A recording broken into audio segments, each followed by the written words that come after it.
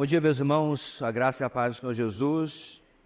Vamos orar, que estamos hoje atrasados porque tivemos problema na sonotécnica, então não podemos mais nem perder tempo, né? Oremos. Deus querido, obrigado por estarmos aqui nesta manhã, obrigado pela semana que tivemos, inauguramos hoje mais uma, pedindo a Deus que Tu possas nos abençoar e hoje de manhã nos dar do Teu Espírito, para que ouvindo a Tua palavra possamos entendê-la e aplicar às nossas vidas. Continua conosco, oramos em nome de Jesus, amém. Meus irmãos, como vocês sabem, semana passada tivemos um pequeno intervalo por ocasião da nossa conferência, sempre damos aí preferência a ouvir o nosso preletor, o pregador, e hoje retomamos a nossa matéria Doutrinas Básicas e vamos começar uma nova doutrina. Encerramos Eclesiologia, que foi bem longa, porque é uma doutrina com muitas aplicações, né? Muitas questões práticas que a gente tem que endereçar. E agora vamos... Alô? Ficou pior e ficou mais baixo. Alô, alô, mais alto. Alô. E agora vamos começar, irmãos, angelologia, certo? Angelologia é uma doutrina em duas, porque tanto engloba a doutrina dos anjos, certo? Como engloba a doutrina dos demônios, que também pode ser chamada de demonologia. Aumenta um pouquinho, porque eu estou tendo que falar mais alto. Alô? Alô? Está aumentando? Alô? Hoje nós estamos bem. Agora aumentou. Vamos lá, irmãos. Tem uma frase inicial de Agostinho na nossa apostila. Assim, pois, de maneira alguma e em tempo algum, os espíritos que chamamos anjos começaram por ser trevas. No mesmo instante em que Deus os criou, foram luz, criados não para serem ou viverem simplesmente, mas ainda iluminados para viverem vida feliz e sábia. Agostinho de Hipona, no seu livro Cidade de Deus, um clássico bem pouco conhecido, infelizmente, pela Igreja de Cristo. Uma definição rápida, irmãos. Angelologia é o estudo sobre os anjos e os demônios, sua natureza, origem, propósito e fim. Esse é o que nós vamos buscar nos próximos domingos, sobre angelologia. Eu queria começar, meus irmãos, fiz esse slide aí, dizendo que é importante nessa doutrina, talvez mais do que tudo, é saber a diferença entre mitologia popular, e até eu diria mitologia evangélica, e o ensino bíblico, que é esse slide aí. Certo? Por quê que isso é importante? Porque, infelizmente, meus irmãos, muito do que as pessoas acreditam sobre os anjos vem muito mais da cultura popular e da invenção evangélica do que realmente da Bíblia. Então, muita coisa que o pessoal acredita nunca foi verificado para saber se realmente a Bíblia ensina. Então essa é mais uma daquelas doutrinas que as pessoas acham uma coisa, mas não podem lembrar se realmente aprenderam isso nas Escrituras. Por quê? Eita! Por quê? Porque cresceram pensando assim, cresceram aprendendo dessa maneira, cresceram ouvindo as coisas e às vezes, inclusive, pegando de filmes, pegando de séries ou sei lá o que, até de livros, e acabam acreditando aquilo ser o que realmente se sabe sobre os anjos. Mas na verdade, irmãos, a gente sabe muito pouco sobre os anjos. Nós sabemos apenas aquilo que está nas Escrituras e ela não se detém as Escrituras a ser detalhadas sobre isso. Elas não vão fazer um enorme tratado. Apesar de todo o conteúdo que a gente vai ver aqui, a gente vai perceber que muito daquilo que se acreditava nunca esteve na palavra de Deus. Então é importante nessas próximas semanas fazer essa separação entre a mitologia popular, e eu acrescentei ali evangélica, né? E realmente aquilo que é o ensino bíblico, certo? Então vamos adiante. Como a gente fez nas outras vezes, nós vamos começar, irmãos, examinando a nossa introdução, dizendo o seguinte: Contrariando as previsões dos racionalistas do século XVIII e XIX, o homem pós-moderno tem um profundo interesse pelo universo espiritual. Infelizmente, porém, por causa da ignorância bíblica, esse interesse, via de regra, produz construções equivocadas, baseadas em mitos e superstições vazias. É o que eu acabei de dizer. O homem, de forma mística, acaba perpetuando noções sobre a espiritualidade, sobre anjos também, que não tem nada a ver com a palavra de Deus. Segundo parágrafo, é o caso das ideias gerais que as pessoas hoje nutrem acerca dos anjos. Livros e revistas aparecem vez por outra tratando desse assunto e discursos são pronunciados acerca do tema até com certa vivacidade, despertando o interesse de um público enorme. Contudo, as conclusões que muitas vezes são apresentadas pelos, entre aspas, mestres deste mundo raramente se harmonizam com a doutrina cristã sobre o assunto, uma vez que não se baseiam na Bíblia e quando a palavra de Deus é eventualmente citada para corroborar alguma proposição, seu texto é geralmente distorcido para atender aos interesses do expoente. Então, por exemplo, irmãos, uma área da angelologia que é extremamente distorcida é quando você vai pegar um livro sobre batalha espiritual. Então, nas minhas andanças nesses aninhos aí de convertido, eu já peguei livro que tinha um capítulo inteiro sobre o nome dos anjos e o nome dos demônios. Agora, se você puxar pela mente, você vai lembrar o nome de 2 anjos na Bíblia. Você sabe quem são? Quem são? Miguel e Gabriel. Acabou. Certo? E você vai lembrar o nome, talvez, de um demônio. Quem? Alguém lembra? Hã? Lá em Apocalipse. Apolion, lembra? O anjo do abismo. E acabou. Talvez você possa chamar também Beelzebul como fosse o nome próprio. Certo? Você tem o nome, e a gente vai falar sobre isso, de Satanás, se bem que não é o nome dele, né? Lúcifer, a gente vai falar sobre isso, acabou. A Bíblia não tem interesse nenhum em ficar dando lista de nomes. Até porque os homens são tão interessantes que é capaz de pegar essa lista e botar nos filhos, né? Não duvido nada. Tanto para o lado dos anjos quanto para o lado dos demônios, porque tem gente para tudo. Mas o livro estava lá, um capítulo inteiro. E segundo a autora, tá, é imprescindível para vencer a batalha espiritual que você saiba qual é o nome dos demônios. Viu, crente? Senão você não vai ganhar a batalha espiritual. Pouco importa a fé, pouco importa o nome de Jesus, pouco importa o Espírito Santo, o que importa é saber o nome de demônio. Então, como nossa introdução está bem mostrando, mais uma crendice, mais uma mitologia que se cria, que não tem nada a ver com a palavra de Deus. Ok? Seguindo adiante. Diante desse cenário, este capítulo pretende oferecer elementos com os quais o crente possa construir uma angelologia verdadeiramente bíblica, tornando-se capaz de evitar e corrigir os desvios modernos. Ademais, uma vez que esse tema, conforme será visto, aparece na Bíblia inúmeras vezes, fica fora de dúvida que sua análise merece consideração especial. Só para dar esse destaque, porque talvez para alguns essa não seja uma doutrina relevante, não seja uma doutrina importante de ser estudada, né? E a gente discorda bastante disso, porque se está na palavra de Deus, precisa com certeza ser estudada. Vamos agora, irmãos, dar uma olhada o que os batistas vêm pensando sobre isso nos últimos 400 anos. A Confissão de Fé Batista de Londres, 1689, não possui uma seção específica sobre os anjos, mas trata deles em outras doutrinas.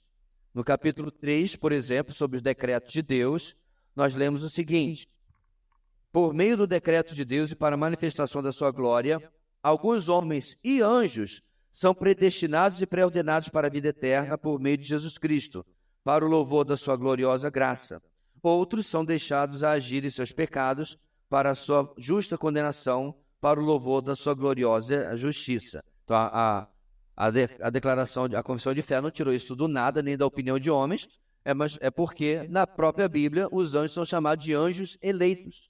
Então, obviamente, a eleição se estende a eles também e está aí descrita no parágrafo 3. 4. Esses anjos e homens, assim predestinados e pré-ordenados, são particular e imutavelmente designados, e o seu número é tão certo e definido que não pode ser aumentado ou diminuído. Então, mostrando aí que não há multiplicação de anjos nem nada, eles são os mesmos desde o começo, assim predestinados e pré-ordenados por Deus. Seguindo adiante, no capítulo... Bem, depois de todos esses anos que eu estou desacostumado a segurar um simples microfone, acostumado com um headset, né? Que eu tenho certeza vão conseguir me socorrer e me conseguir para o segundo momento. Amém, aleluia. Tenta ligar o outro. Larga isso daí. No capítulo 5, irmãos, sobre a divina providência. 4. A onipotência, a sabedoria inescrutável e a infinita bondade de Deus, tanto manifestam-se em sua providência, na qual o seu conselho determinado se estende mesmo até a primeira queda, e a todas as outras ações pecaminosas, tanto de anjos quanto de homens. Em outras palavras, as ações das criaturas de Deus racionais, né? Só tem a gente e os anjos, elas não são sem o devido controle, o devido zelo, a devida soberania de Deus sobre todas elas. Inclusive, irmãos, eu falava... Quando sobre isso, gente? Eu estava escrevendo sobre isso, que as ações dos homens não estão à revelia da soberania de Deus, até naquilo que a gente acha mais detestável. Deixa eu dar um exemplo.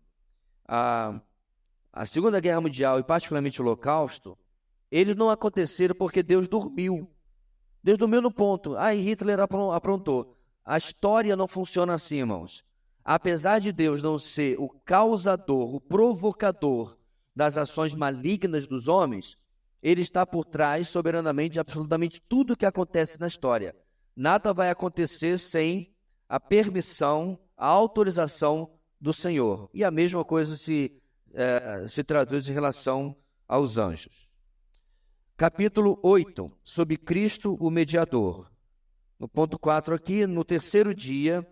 Ele ressuscitou dentre os mortos, com o mesmo corpo no qual ele sofreu, com o qual também ele subiu ao céu e lá está sentado à destra do Pai, fazendo intercessão. E voltará para julgar homens e anjos no fim do mundo. Então, os anjos serão julgados pelo Senhor na conclusão da história, e tal e qual vai acontecer com os homens. Capítulo 22. Sobre o culto religioso e o dia do Senhor. Isso aqui é interessante, porque tem igreja hoje que faz o contrário disso. O culto religioso deve ser dado a Deus, o Pai, o Filho e o Espírito Santo, e somente a Ele, não a anjos. Já no Novo Testamento, irmãos, nos dias dos apóstolos, as igrejas já começavam a angelolatria. E isso tem se repetido nas últimas décadas. Tem uma igreja nos Estados Unidos, em Boston, lá no Nordeste, no canto superior direito dos Estados Unidos, que o pessoal vai porque lá supostamente aparecem anjos.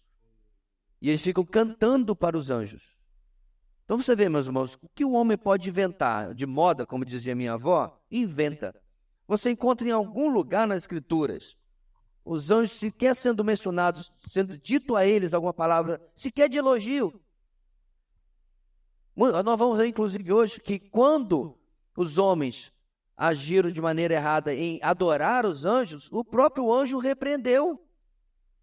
Mas, por isso é que a nossa confissão registrou, sabendo que na história havia acontecido isso, e prevenindo para que não acontecesse depois. Mas, pelo menos essa igreja aí, pelo menos não é batista.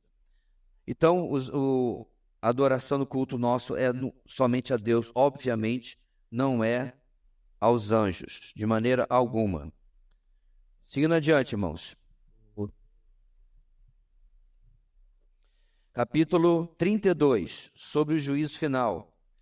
Deus tem determinado um dia em que há de julgar o mundo com justiça, por meio de Jesus Cristo, a quem todo o poder e julgamento é dado pelo Pai. Naquele dia, não só os anjos apóstatas serão julgados, novamente mencionando o que vimos na outra parte, que os anjos serão julgados, mas também todas as pessoas que viveram sobre a terra devem comparecer perante o tribunal de Cristo para darem conta dos seus pensamentos, palavras e ações, e receber de acordo com o que eles fizeram no corpo, seja bom ou mal. Só uma pausa aí, irmãos. Eu não concordo com uma colocação aqui. Ele está dizendo que os anjos apóstatas e todos os homens vão comparecer diante do tribunal de Cristo. Eu não creio assim.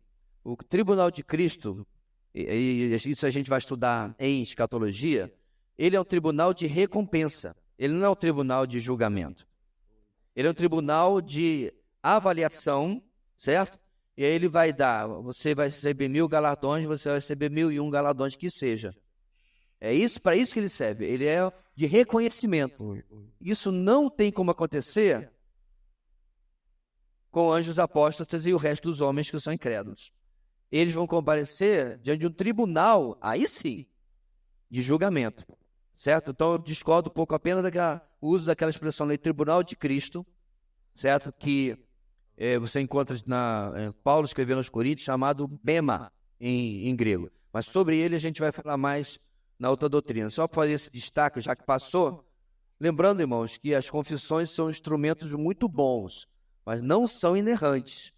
São documentos feitos por homens, sem inspiração, diferente das Escrituras. Certo? Então aqui e acolá, você pode discordar da confissão de fé batista, certo? Não vai cair um raio na sua cabeça, você não vai deixar de ser vai ser menos bíblico, menos reformado, né? Certo? Inclusive a própria confissão tem uma afirmação que, até onde eu sei, todo mundo discorda. Ela categoricamente afirma que o Papa é o anticristo. Certo? Isso por quê? Porque eles viviam numa época, meus irmãos, em que havia muita perseguição por parte do catolicismo para com os protestantes. Toda vez que subia uma rainha ou um rei católico ao trono de Londres, os protestantes entravam na peia. Lembra daquela história do pastor, da igreja que estava indo para um determinado lugar e o pessoal perguntou: onde vocês estão indo? Nós estamos para um lugar tal, mas não é um lugar de execuções. O nosso pastor vai ser executado hoje. E por que vocês estão indo? Por que vocês vão assistir um espetáculo como esse? Aí eles falaram assim: não, nós estamos indo para aprender o caminho. Então, muito da colonização que houve na América do Norte foi por causa dessa perseguição em Londres aos protestantes, por parte dos católicos, né? E aí, obviamente, depois caía o rei católico, subia o rei protestante, aí havia um longo tempo de paz. Esse negócio se alternava e, feita a confissão, eles entenderam o Papa como sendo o anticristo. Mas isso é uma longa conversa, só mostrando que a gente pode discordar da confissão. Finalmente, irmãos, só para passar adiante e mostrar que os nossos 2 outros documentos históricos importantes, passa aí, por favor, eles não falam sobre anjos. A Confissão de Fé Batista de New Hampshire, 1833, a nossa Confissão Batista de 1880 e pouco até 1980 e pouco, foi baseada nessa Confissão de New Hampshire. A gente ouviu ano passado na conferência com o pastor Davi Bledsoe, lembra? Ele falou sobre isso. Muito bem, inclusive tem livros aí sobre isso. Bem, então essa confissão e a nossa atual declaração da Convenção Batista Brasileira são totalmente omissas quanto a esta doutrina. Obviamente, ela foi ensinada por outros meios, mas curiosamente foi deixada de fora desses documentos. Então, material de EBD e outros materiais da convenção, sim, tratam sobre a angelologia. Tem um livro, outro de doutrinas, que ensina, que fala, mas a declaração em si não fala absolutamente nada sobre isso. Eu acho, meus irmãos, particularmente uma falha, porque, ao meu ver, uma confissão de fé ou uma declaração, ela precisa ser o suprassumo, o resumo de uma boa teologia sistemática e da teologia que um grupo crê. Inclusive, é algo que, apesar da idade da nossa igreja, nós temos falhado, porque deveria estar no nosso site uma guia chamada O que Cremos, certo? E ali está descrito o que nós entendemos sobre essas doutrinas que temos visto aqui nesses dias. Então, ao meu ver, deveria ter na nossa declaração algo sobre os anjos. Agora sim, irmãos, vamos para o nosso material. Vamos começar falando, irmãos, de terminologia. Anjos aparecem na Bíblia do princípio ao fim. São mencionados 325 vezes em 33 dos 66 livros. Só o Apocalipse os menciona 76 vezes. Os termos que a Bíblia usa para se referir aos anjos são os seguintes, mas antes disso, para não embolar, porque são muitos textos que temos aqui, vamos ler Gênesis 3, 24 e Apocalipse 22, 16. Depois de expulsar o homem, colocou a leste do jardim do Éden querubins e uma espada flamejante que se movia, guardando o caminho para a árvore da vida. Eu, Jesus, enviei o meu anjo para dar a vocês este testemunho concernente às igrejas. Eu sou a raiz e o descendente de Davi, e a resplandecente estrela da manhã. O texto de Gênesis é a primeira menção de um anjo na Bíblia, e ele é usado para garantir que Adão e Eva não tivessem ideias, né?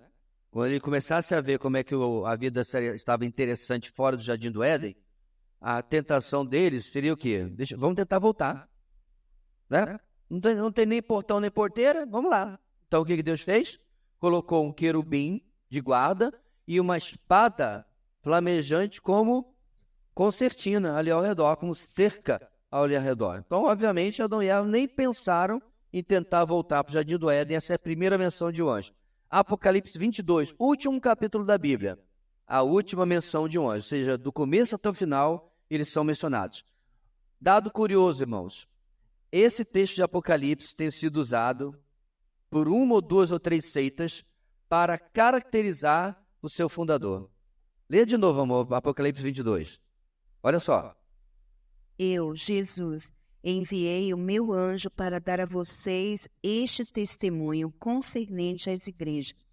Eu sou a raiz e o descendente de Davi, e a resplandecente estrela da manhã. De quem que Jesus está falando, irmãos? Hein? Do anjo. Que anjo? Esse que trouxe o Apocalipse, desde o começo. Grande parte do Apocalipse é Jesus falando diretamente a João, certo? Mas não tem uma outra parte enorme, que é um anjo falando com ele? Você já leu o Apocalipse, né, irmão? Amém? Glória a Deus. Não é o anjo que está falando com ele? O texto não está no pretérito, não está no passado. Precisa ser um gênio da exegese. Eu, Jesus, enviei. Acabou, ele está no último capítulo. Ele está dizendo, eu enviei o anjo para mostrar o que está escrito nesse livro. Aí, o pessoal fala o quê? Que esse anjo é o fundador da sua seita. Ele não fala seita, mas a gente sabe que é.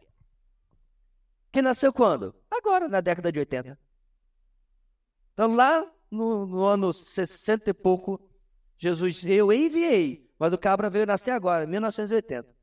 Eu estou dizendo, meus irmãos, que você tem que ter uma mente antiprivilegiada para cair na conversa de uma seita. Porque é tão simples você ler o texto e concluir o contrário do que eles estão concluindo, mas ainda assim, um monte de gente vai atrás dessa conversa mole. Você conhece um desses grupos? Esse grupo que tinha um prédio ali na São Sebastião. Eles vendem um livreto com... Qual é o nome desse cabra? O CQ Sotomayor. Como é que é o nome dele? Primeiro. Mas é o CQ Sotomayor, certo? E eles literalmente afirmaram para mim, eu estava lá num chaveiro, eles são dessa seita, afirmando que, não, o fulano de tal é o anjo prometido por Jesus. Ele não prometeu nada. Ele disse que já tinha enviado. Então você vê, meus irmãos, um texto simples, um texto até fácil e tranquilo do que Jesus está falando, o pessoal consegue distorcer e transformar, né? E não é a única seita que faz isso, há várias outras. Então vamos agora ver como a Bíblia se refere aos anjos. Primeiro termo, irmãos, malak, mensageiro, né? Anjo, 109 vezes no Antigo Testamento. Pode se referir também, irmãos, a um profeta, porque significa apenas a palavra mensageiro, mas geralmente se aplica aos anjos. Malaquias 1:1. Uma advertência. A palavra do Senhor contra Israel por meio de Malaquias. Por quê, meus irmãos? Porque Malaquias significa mensageiro de Yahweh, é mensageiro de Deus, porque é exatamente o termo usado para definir os anjos. E, obviamente, aí não está falando de um anjo, está falando do profeta de Deus. Querubim, que no singular é querub, significado incerto, talvez surgir alguém que está perto de Deus, ministrando a ele, ou alguém admitido em sua presença. Gênesis 3, 24 nós já lemos, vamos ler Êxodo 25. Com 2 querubins de ouro batido nas extremidades da tampa. Faça um querubim na extremidade e o segundo na outra, formando uma só peça com a tampa. Os querubins devem ter as suas asas estendidas para cima, cobrindo com elas a tampa. Ficarão de frente um para o outro, com o rosto voltado para a tampa. Então, esses anjos que estavam na tampa da Arca da Aliança, certo? Não sei quantos irmãos viram essa semana, eu coloquei a minha foto diante da arca, viu? Viu? Privilegiado. Ninguém sabe onde está a arca, mas eu fui lá e vi a arca. Era uma réplica, obviamente, certo? E em tamanho real. E na tampa havia esses 2 querubins com o rosto voltado para ela, tampando seus rostos. Ezequiel 1:5. E no meio do fogo havia 4 vultos que pareciam seres viventes. Na aparência, tinham forma de homem. Para bater, como fui conferir com esse texto, irmãos, 10:15. Então os querubins se elevaram. Eram os mesmos seres viventes que eu tinha visto junto ao rio Quebar. Esses seres viventes eram os mesmos que eu tinha visto debaixo do Deus de Israel, junto ao rio Quebar, e percebi que eles eram querubins. Qual é a ideia, meus irmãos, que passa as descrições e ocasiões que os querubins são mencionados? É a ideia de que eles não são diferentes dos outros anjos, que não têm uma designação específica ou especial. Eles não têm a mesma missão, eles não são como se fossem operários, certo? Eles não são esses anjos operários. Eu estou colocando esse termo, isso não é bíblico não, tá? Por favor. O pastor falou na Bíblia que tem anjo operário. Não. Eu estou aqui na ideia, meus irmãos, da colmeia, em que você tem a abelha que vai fazer o trabalho de campo, mas tem aquele pessoal que fica do lado da rainha, não é isso? Essa é a ideia que eu estou colocando aqui, porque os querubins são mencionados geralmente perto de Deus, na proximidade, como fosse essa missão de adoração, né? Deus não precisa de proteção, obviamente, de adoração ao lado do Senhor. Ezequiel 28, 14 e 16. Você foi ungido como um querubim guardião, pois para isso eu o designei. Você estava no monte santo de Deus e caminhava entre as pedras fulgurantes. Você era inculpável em seus caminhos desde o dia em que foi criado, até que se achou maldade em você. Por meio do seu amplo comércio, você encheu-se de violência e pecou. Por isso, eu o lancei, humilhado, para longe do monte de Deus, e o expulsei, ó querubim guardião, do meio das pedras fulgurantes. Esse texto de Ezequiel, irmão, junto com o texto de Isaías, que nós passamos por ele na exposição da noite, certo? São textos que têm dupla aplicação. Vamos lembrar dessa exposição? Lá em Isaías ele está tendo uma palavra contra o rei de Tiro, mas ao mesmo tempo há parte do texto que não tem como se aplicar ao rei de Tiro, porque fala, por exemplo, que ele estava desde o começo, desde a criação do mundo, e o rei de Tiro certamente não estava. Então essas 2 descrições, irmãos, têm sido entendidas pelos teólogos como sendo alusões a Satanás. E, ou seja, Satanás, diante disso, então, ele era um querubim, ou um querubim ungido, se você preferir. Ele estava perto de Deus, ele não era um anjo comum, não era um arcanjo também, ele era alguém que estava perto de Deus. Então, tem essa categoria. O que mais o senhor pode falar sobre os querubins, pastor? Absolutamente nada. Porque se é só isso que a Bíblia fala, irmãos, não há necessidade. Deus não entendeu que a gente precisava de uma enciclopédia, né? Não precisava de um artigo de Wikipédia inteiro sobre os querubins, ou sobre qualquer outra coisa que a gente vai ver aqui, porque essa é o limite da extensão do que nós temos sobre ele, ok? Próxima categoria, serafim. Possivelmente vem de uma raiz hebraica que significa consumir com fogo. Nós vimos isso também quando passamos por Isaías capítulo 6, que é onde eles são mencionados. Vamos lá. Acima dele estavam serafins. Cada um deles tinha 6 asas, com 2 cobriam o rosto, com 2 cobriam os pés e com 2 voavam.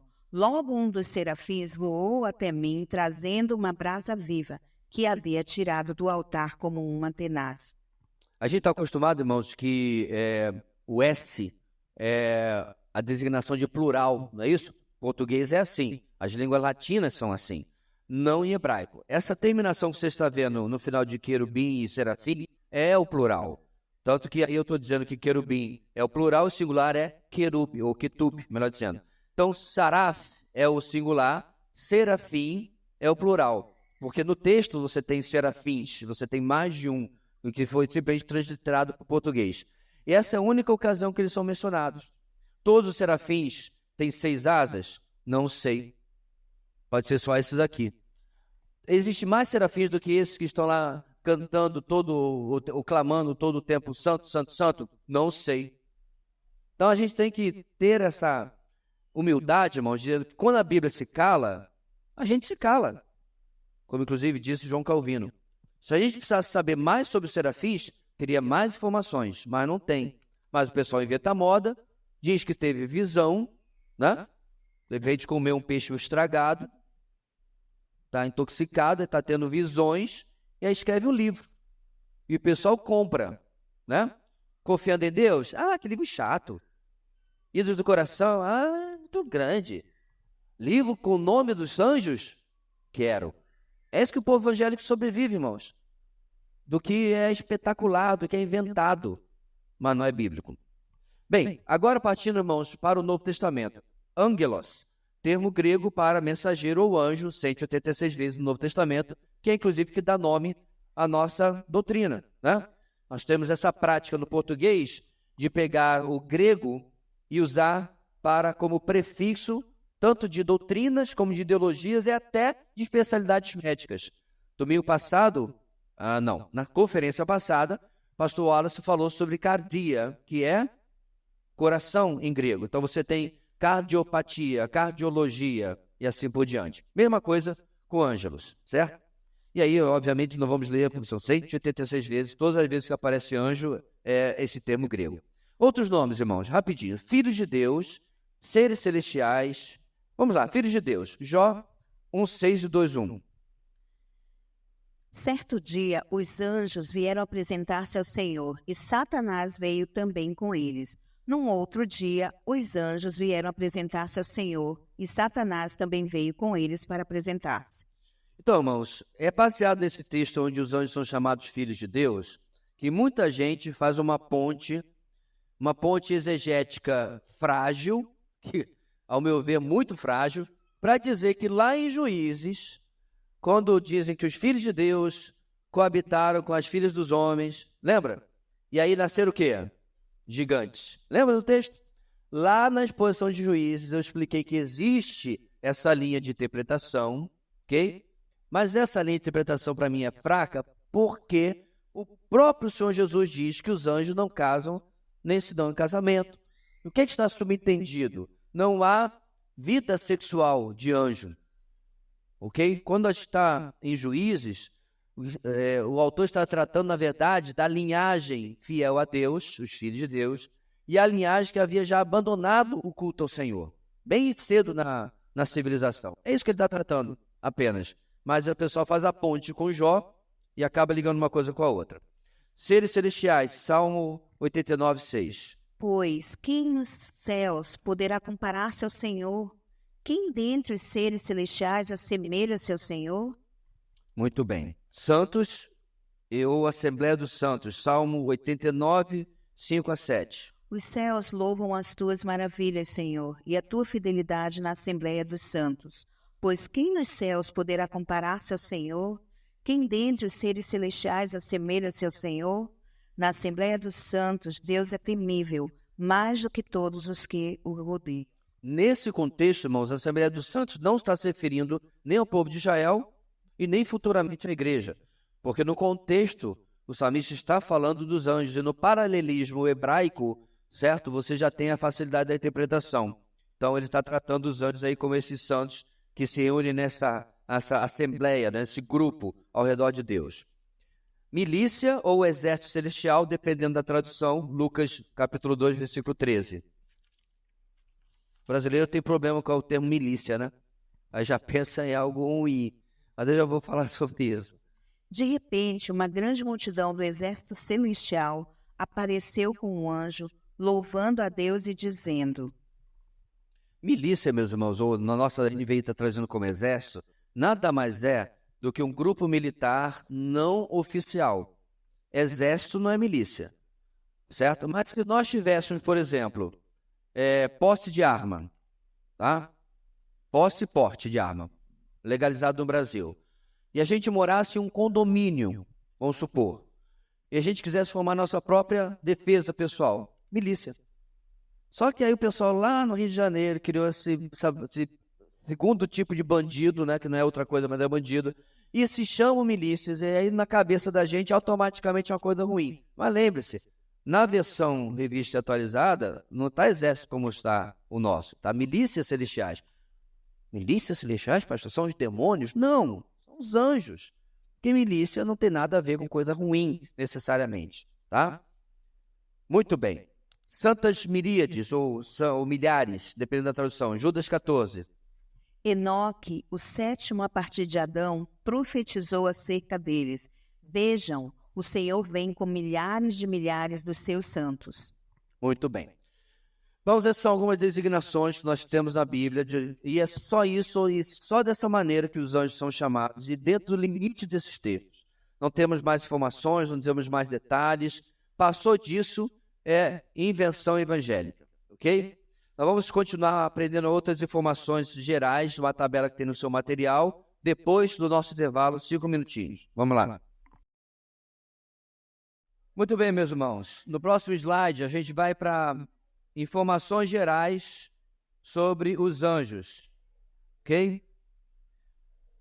São seres espirituais, ou seja, invisíveis, mas podem tomar forma. Vamos começar em Gênesis capítulo 18, 2 e conferir no capítulo 19, na primeira parte, do versículo 1. 18.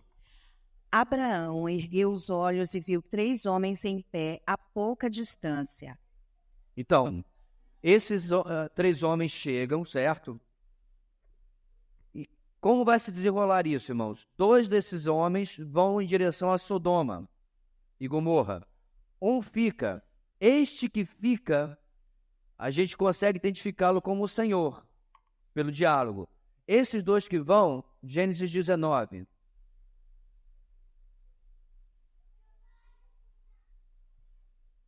Os 2 anjos chegaram a Sodoma ao anoitecer. Os 2 anjos, certo? Então, o capítulo, a Bíblia explica a Bíblia, né? Já mostra que esses que estavam junto com Abraão, eles estavam junto com Abraão o quê, meus irmãos? Comendo, lembra? Tem uma refeição, Abraão, Sara, corre lá, certo? Faz um bife para mediana, não, esse se fosse para mim, desculpa. Faz um negócio lá muito bom que eles guardam naquela época e eles comem com Abraão, ou seja, são seres espirituais, mas que em determinadas situações da Bíblia não só assumem uma forma, tipo uma visagem, né? Não, forma física, certo? Pastor, mas aí eles não podiam lá em Gênesis, ou desculpe, lá em Juízes, depois ter sexo e tal. Eu continuo afirmando que Jesus fala. Anjos são seres assexuados. Então, apesar de serem aparência humana, aparência de homens, irmãos, não era com permissão de Deus que isso acontecia. Nem eles a revelia. Deixa eu dar uma olhadinha como é que está lá no Rio de Janeiro, porque eu queria fazer turismo. Não funciona assim. Então, como é que eles iam assumir a forma humana, a revelia de Deus? Isso não faz sentido para mim. Hebreus 1,14.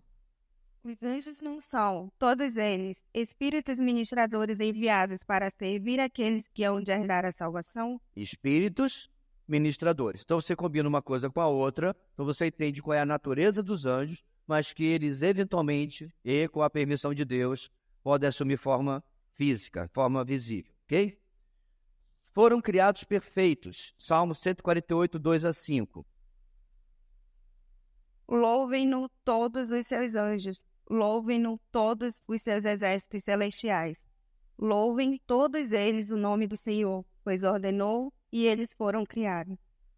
Então, nosso texto está mostrando que o Senhor criou os anjos. Então, qual é o que nós estamos subentendendo aqui, irmãos? Por isso o nosso ponto aí. Deus cria alguma coisa que não seja perfeita? Então, entenda, tudo que existe imperfeito hoje, a criação, o universo, eu e você, nos tornamos imperfeitos. Os demônios, eles se tornaram imperfeitos. Então, todos os anjos, todos os seres, inclusive nós, fomos criados perfeitos por Deus. É o pecado que corrompeu depois, ok? Colossenses 1,16. pois nele foram criadas todas as coisas nos céus e na terra, as visíveis e as invisíveis, sejam tronos ou soberanias, poderes ou autoridades. Todas as coisas foram criadas por ele e para ele. Você, quando ouve esse versículo, você não fica cantando a música na sua cabeça? Não é verdade? Muito bem. Tu mostra mais uma vez que tudo foi criado pelo nosso Deus, inclusive os anjos, e, portanto, de maneira perfeita. Agora, irmãos, eles são seres pessoais, ou seja, não são entidades ou apenas uma ideia, ok? Essa questão da pessoalidade é muito importante para que a gente não confunda, inclusive como, infelizmente, algumas seitas, como o Testemunho de Jeová, confundem o próprio Espírito Santo com uma força. Força não tem pessoalidade, nem personalidade, certo? Ele não se relaciona, não pensa, não toma decisões, não tem ações. Então, se, por exemplo, você levou um choque da eletricidade, nossa, que eletricidade ruim. Não, ela não tem caráter. Você simplesmente meteu o dedo onde não deveria, certo? Não tem a eletricidade boa e a ruim. A boa é que ilumina, a ruim é que lhe dá choque. Não. Isso aí você está botando uma característica humana em uma coisa impessoal. Não é o mesmo caso, nem com os anjos, no caso, como eu falei, com o Espírito Santo. 2 Samuel 14:20. O teu servo Joabe agiu assim para mudar essa situação. Mas meu senhor é sábio como um anjo de Deus e nada lhe escapa de tudo o que acontece no país. De novo, sábio como um anjo de Deus. Cadeiras não são sábias, computadores não são sábios. Inteligência artificial não é sábia, né? Ela faz aquilo que é programada para fazer. Até o dia que ela dominar tudo, aí começar a guerra dos, né? Exterminador do futuro. Aí está programado para aquilo, certo? Lucas 15:10. Eu lhes digo que, da mesma forma, há alegria na presença dos anjos de Deus por um pecador que se arrepende. Alegria, certo? Da mesma forma como a gente lembra que você pode entristecer o Espírito Santo, então não tem como ele ser uma força. Você não entristece uma força impessoal. Então os anjos são pessoas, são seres pessoais, desculpa, melhor dizendo, porque eles têm alegria. E finalmente Apocalipse 22:8-9. Eu, João, sou aquele que ouviu e viu estas coisas. Tendo-as ouvido e visto, caí aos pés do anjo e me mostrou tudo aquilo para adorá-lo. Então ele tem essa atitude, irmãos, nessa altura do campeonato, João, que é um idoso, né? Tá já sobrecarregado com tanta a visão, acho que os sentidos de João, a visão ou a audição dele já tinham sido sobrecarregados de tudo aquilo que Deus revelou para ele, que Jesus revelou para ele, que ele teve um breve minutinho, um segundo de insanidade. Né? É um homem experiente, é um apóstolo.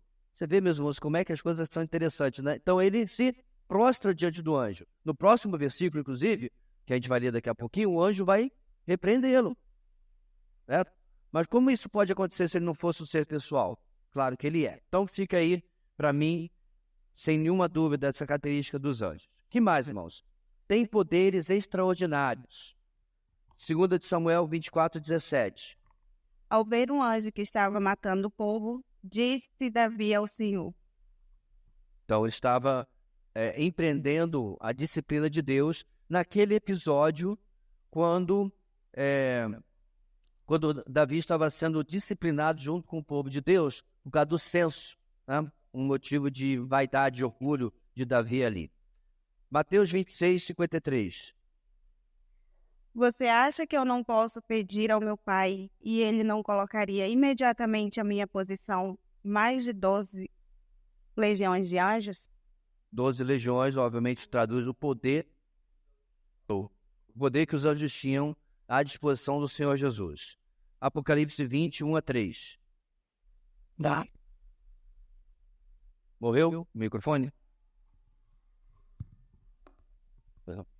Vi descer dos céus um anjo que trazia na mão a chave do abismo e uma grande corrente. Ele prendeu o dragão, a antiga serpente, que é o diabo, Satanás, e o acorrentou por 1000 anos. Lançou no abismo, fechou e pôs um selo sobre ele, para assim impedi-lo de enganar as nações, até que terminassem os 1000 anos. Então, Depois disso, é necessário que ele seja solto por um pouco de tempo. muito bem. Então, a gente está falando da prisão de Satanás. que, infelizmente, os amilenistas interpretam errado, achando que Satanás está preso agora, quando o texto diz claramente que vai ser por 1000 anos, e aí eles acabam traduzindo isso como um tempo longo, espaço de tempo, e, como eu brinco, inclusive, o autor do nosso material, se Satanás está preso hoje, ele está em liberdade condicional ou usando tornozeleira, porque está por aí aprontando tudo que ele pode com a sociedade, né?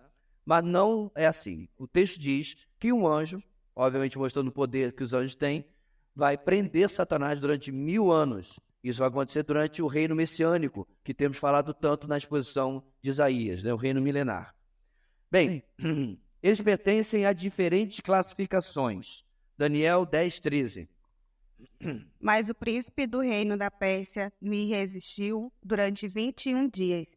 Então Miguel, um dos príncipes supremos, veio em minha ajuda, pois eu fui impedido de continuar ali com os reis da Pérsia. Muito bem. 12:1 de Daniel. Naquela ocasião, Miguel, o grande príncipe que protege o seu povo, se levantará.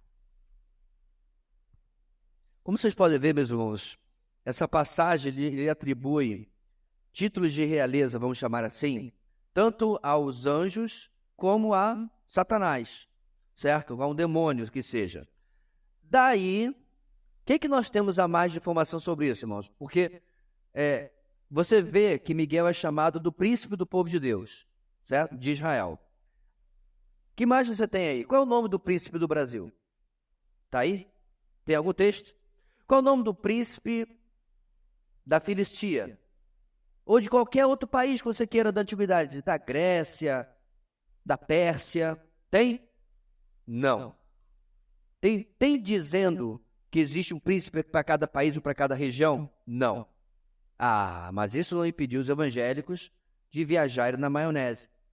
Um outro livro que eu li há muito tempo descrevia as fronteiras espirituais do mundo e dava o nome do príncipe de cada região. Você pensa que esse livro ficava na prateleira? Vendia doidado. Agora eu pergunto, meus irmãos, ainda que isso fosse verdade, em que isso muda a sua vida? Agora eu sei o nome do príncipe angelical do Brasil. Você ficou mais santo? Você evangelizou mais? Você perdoou mais? Você ficou mais maduro espiritualmente? Conheceu mais de Bíblia? Não. É pura, mórbida curiosidade que não tem absolutamente nenhum fundamento espiritual, muito menos fundamentação bíblica. Pastor, então, da onde esse pessoal escreveu isso? Duas possibilidades. Desonestidade, simplesmente inventaram, ok? Ou fruto de revelação, revelação de problema mental ou demoníaca. O que eu sei que não é revelação divina. Essa eu sei que não é. Porque isso vai contra, meus irmãos, o princípio da suficiência das Escrituras. Não há utilidade nenhuma, nem doutrinária, nem teológica, nem espiritual, nenhuma em saber isso daí. Não muda a sua oração. Você não vê Paulo ensinando as pessoas daquela época. Gente, eu esqueci de uma coisa. O pessoal de Éfeso, anota aí o nome do príncipe demoníaco da cidade de vocês. Para vocês poderem repreender esse príncipe demoníaco.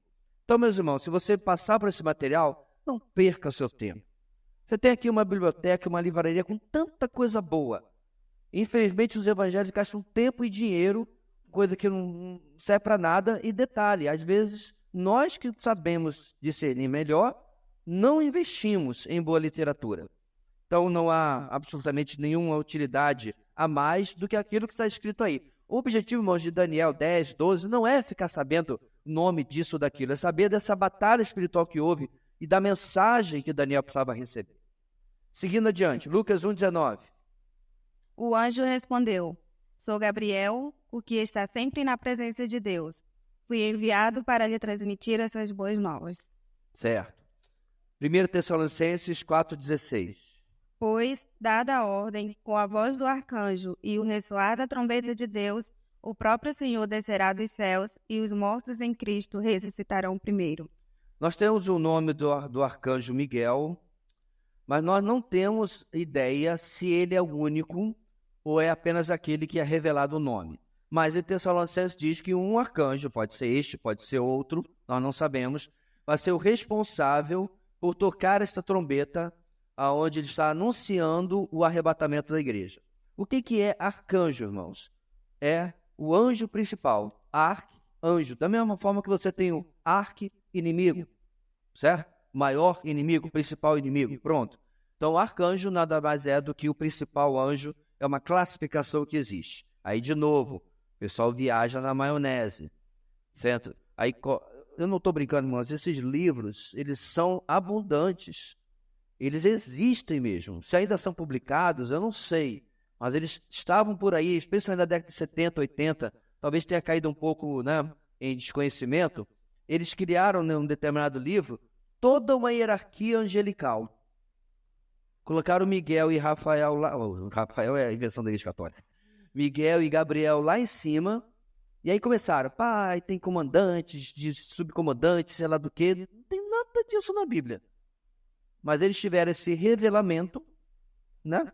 Essa coisa que veio na mente deles, essa antena ligada, sabe lá onde, e escreveram o livro. Bem, se o objetivo era ganhar dinheiro, eles ganharam, porque venderam muito. Que mais, irmão? São seres que não se casam, como afirmei agora há pouco. Eis o texto de Mateus 22:30. Na ressurreição, as pessoas não se casam, nem são dadas em casamento, mas são como os anjos no céu. Anjos do céu. Então, se você fez aqueles votos que você vai amar aquela pessoa por toda a eternidade, isso foi um tantinho exagerado, né?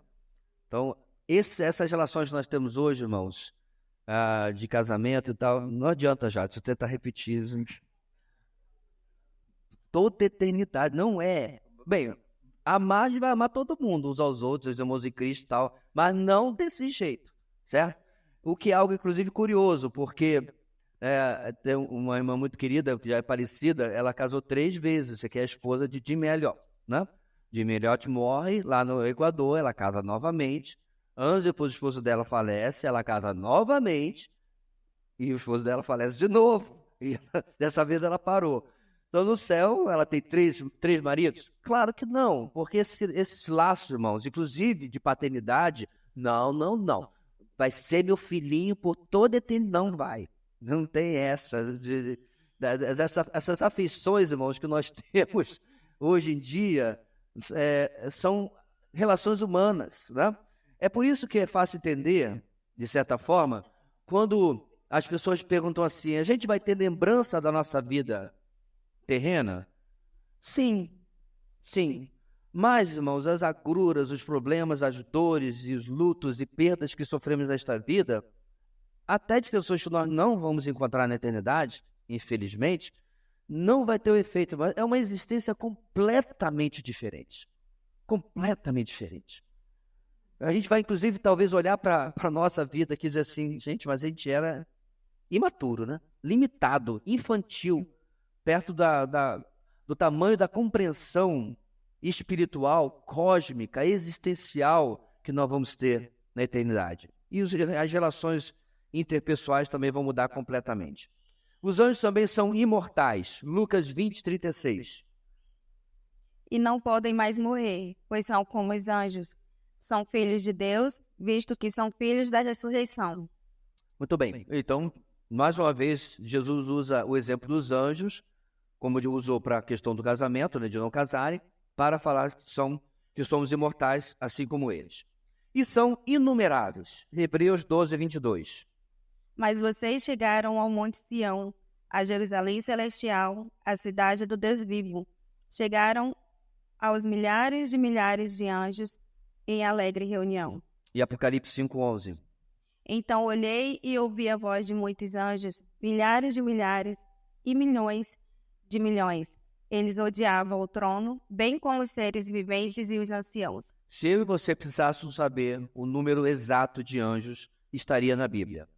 Mas não temas, porque os escritores evangélicos revelaram para você. Eu não lembro mais, irmãos, porque é muita informação inútil, mas é num livro que eu passei pelos olhos muitos e muitos anos atrás, 30 anos atrás, ela falava de tantos milhões, tantos mil, só faltou dar os centavos, né? De repente tem anjo pela metade, de anjos que existem, né? Sabe por que ela deu isso? Porque o entendimento nosso é que na queda de Satanás, ele levou consigo 1/3 dos anjos, certo? A gente vai falar mais sobre isso em demonologia. Ou seja, exatamente, o interesse dela é saber quanto demônio tinha, não era nem quantos anjos tinham. E para dizer assim, mas graças a Deus, ela continuar. Irmãos, vocês já repararam que toda vez que eu falei, ou quase todas as vezes, esses livros são escritos por mulheres. Parece uma imaginação especial que essas irmãzinhas têm. Agora, eu não estou exagerando. Nas minhas andanças, de cada 10 profetadas que eu ouvia, 9 eram de profetisas. Parece uma coisa, irmãos, como... Bem, agora já tem a pastora, né? Outra invenção. Mas como lá na frente estava a figura do pastor, algumas irmãs parece que se sentiam-se desprezadas. E aí começaram a criar essa subcategoria no clero evangélico dessas profetisas. E aí criaram suas próprias reuniões. Eu estou apenas narrando os fatos que eu colhi durante esses 40 e tantos anos de vida cristã. Bem, então ela dizia no livro que a gente não precisava temer, porque para cada demônio, atentado que está aí tentando destruir a sua vida, tem 2 anjos.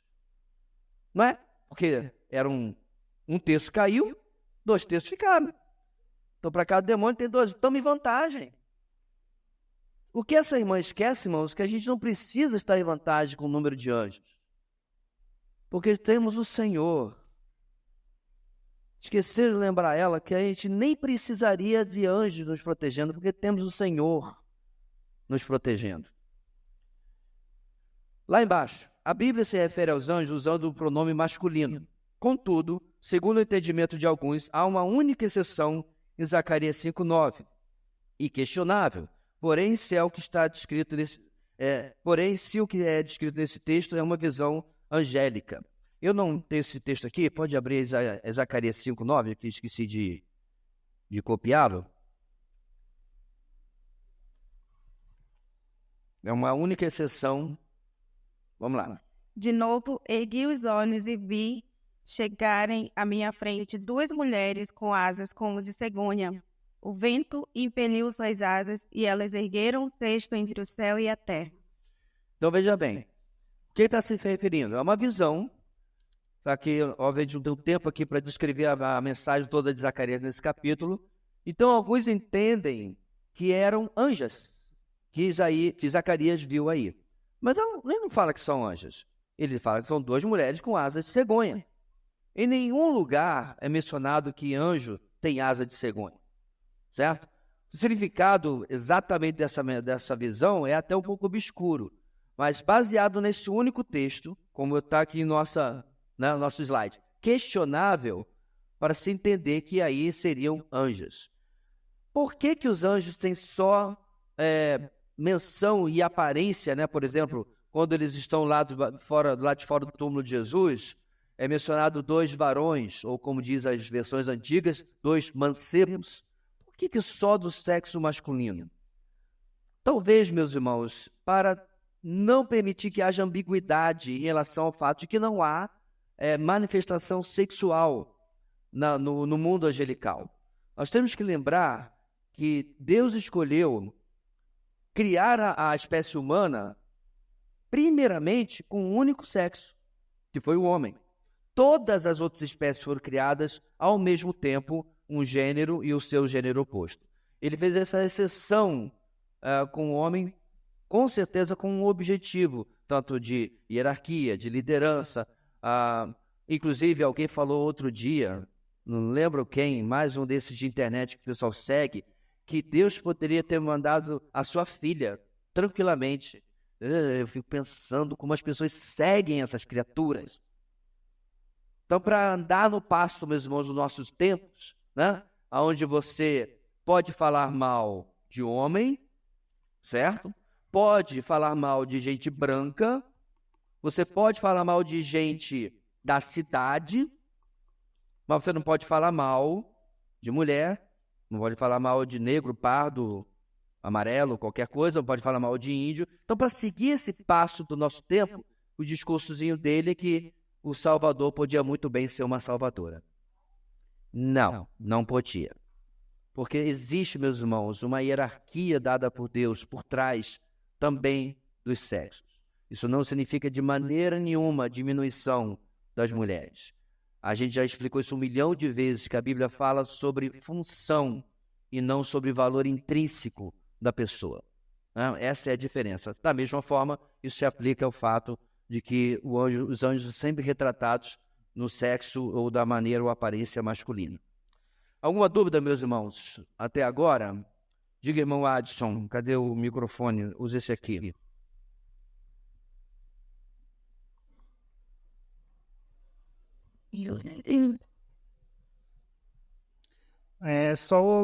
Utilizando o texto que o senhor falou lá em Ezequiel 28:15, que fala que, com uma referência a Satanás também, né, que ele foi criado perfeito em todos os seus caminhos até que foi achado maldade nele. Aí a pergunta que eu faço assim, como é que um ser perfeito, entendeu? Como eu coloquei a pergunta aqui, como se manifestou mal em uma criatura perfeita? Bem,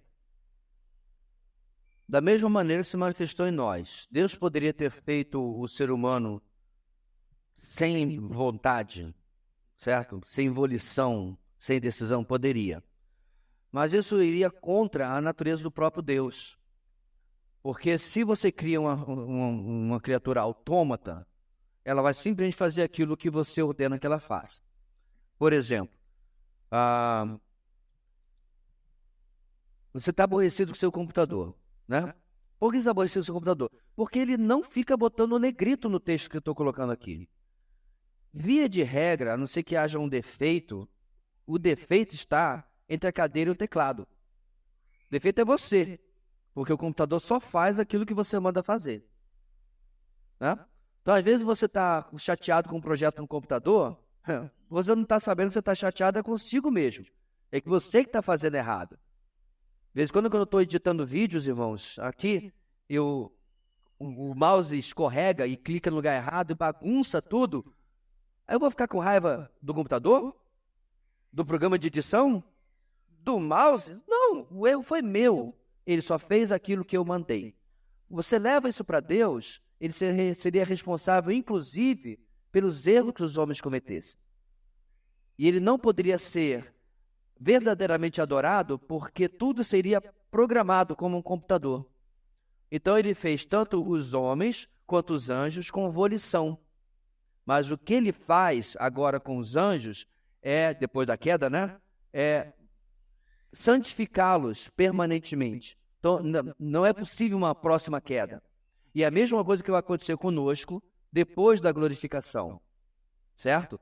Não vai haver a queda 2.0, e aí a gente vai começar tudo de novo, né? Vamos ter necessidade de outra redenção ou coisa parecida. Não, nós vamos ser confirmados em santidade por toda a eternidade, como os anjos agora são. Já os demônios, não há redenção para eles. A decisão deles, diferente da nossa, é irreversível. Eles não têm como voltar. Então isso tem a ver, meus irmãos, com o caráter de Deus em Ele criar seres inteligentes e capazes de decisão. E exatamente foi isso que nós fizemos. O que nos leva a concluir, que eu já falei várias vezes, que se fosse no Jardim do Éden, Adson e Poliana, nós estaríamos no mesmo lugar que estamos aqui hoje. Se fosse Jovenci e Leila, nós estaríamos no mesmo lugar que estamos hoje. A queda, meus irmãos, mostra que a vontade humana, desprovida de uma santificação absoluta dada por Deus, ela geralmente vai andar para longe do Senhor. Pense hoje, regenerados, santificados, novo coração, não era para a gente não pecar?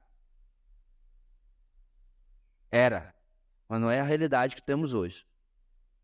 O que mostra que o passo, tanto da regeneração, como depois da glorificação, é uma evolução necessária para mostrar que no futuro, quando Deus acabar com a possibilidade do pecado, ele não está sendo mais injusto. Ele está sendo apenas atendendo a uma necessidade humana. Se ele tivesse feito isso lá no início, pastora, você pode pensar assim, quem ia questionar Deus? Mas isso não precisa de nem haveria ateu, né? De um ateu escrevendo um livro, alguma coisa assim. A própria natureza de Deus já seria questionada por não ter feito aquilo que ele deveria ter feito, que é dar vontade ao ser humano. E é assim que o mal entrou no mundo.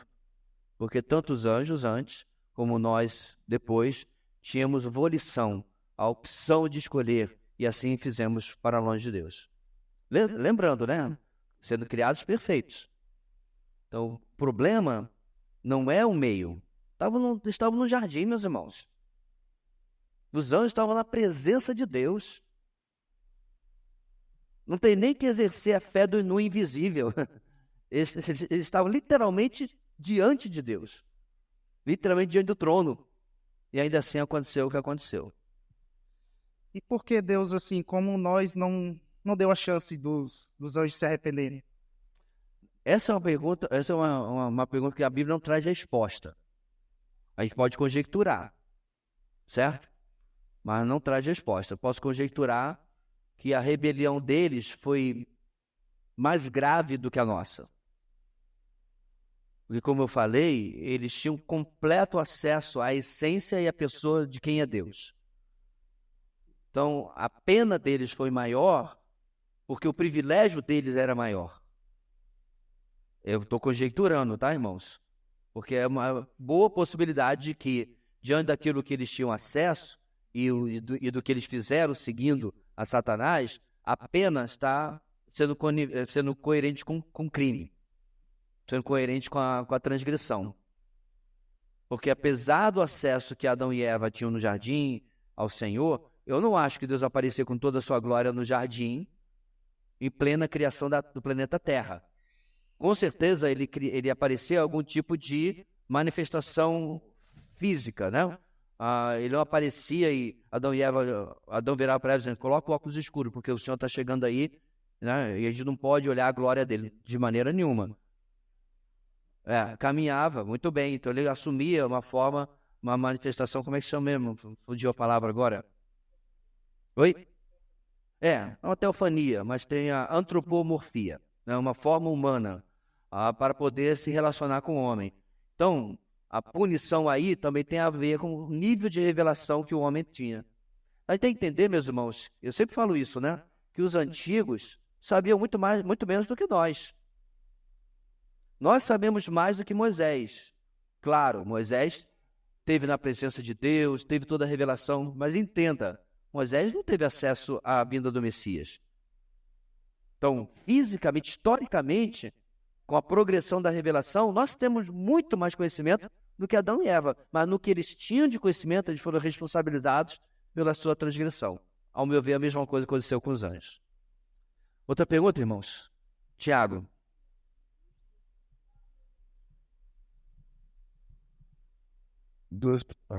Bom dia. 2 perguntas. Primeiro, em relação à criação do mundo, do universo, se os anjos eles vieram antes dessa criação ou eles estão inclusos dentro dessa criação, e se a queda, né, desse 1/3 aconteceu também antes da criação do homem e tudo mais. Se tem como a gente conjecturar alguma coisa em relação a isso? E a segunda... Não, vamos por partes, senão a gente se enrola e acaba esquecendo. Então, irmãos, não tem como a gente afirmar definitivamente uma cronologia da criação. Não tem como. Sim, a gente pode conjecturar. Ao meu ver, a criação foi feita primeiro o reino espiritual, vamos chamar assim, e depois a realidade física. A única conjectura que existe no meio teológico, preste bem atenção, irmãos, meu celular está ali gravando. Quando você pega Gênesis capítulo 1, certo? Você tem uma possibilidade de tradução que quando diz que a terra era sem forma e vazia, o verbo hebraico pode ser traduzido que a terra se tornou sem forma e vazia. Essa é a teoria do gap. Gap é espaço, certo? Quando você tem uma abertura entre um dente e outro, isso é um gap. Isso é um espaço entre um lado e outro. Irmãos, isso é uma teoria, eu diria até um tanto quanto imaginativa, tá?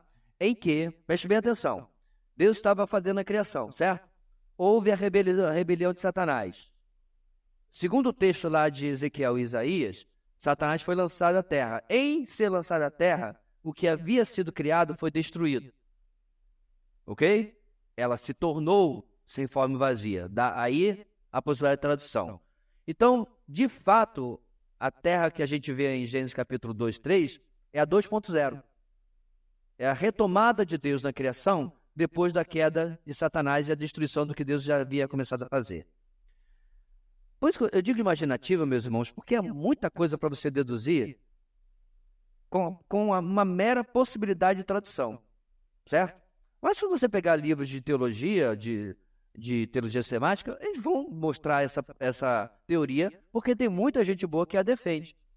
E, inclusive, que é aquele negócio, né, irmãos? Para desfiar uma coisa é só continuar puxando, né? Aí vai desfiando, vai desfiando. Alguns, inclusive, dizem, tá sentado? Senta, senão vai cair. Que os dinossauros foram criados nessa primeira criação. Então não foi um meteoro que destruiu, matou os dinossauros. Foi Satanás. Foi a queda dele nessa Terra 1.0. Qual prova que se tem disso, irmãos? Absolutamente nenhuma. Então é aquela coisa, quando você começa, a palavra-chave é conjecturar, né? Começa a conjecturar, aí começa a viajar. Aí você começa a pensar um monte de coisas que você não tem exatamente como provar. Chega a ser herético? Não. Mas também não paga a dívida externa. Não muda absolutamente nada, não constrói a nossa sede, não resolve os problemas existenciais, nada. Só apenas conjecturas, ok? Então nós não temos como ter uma cronologia exata de quando aconteceu o quê, ou antes do quê.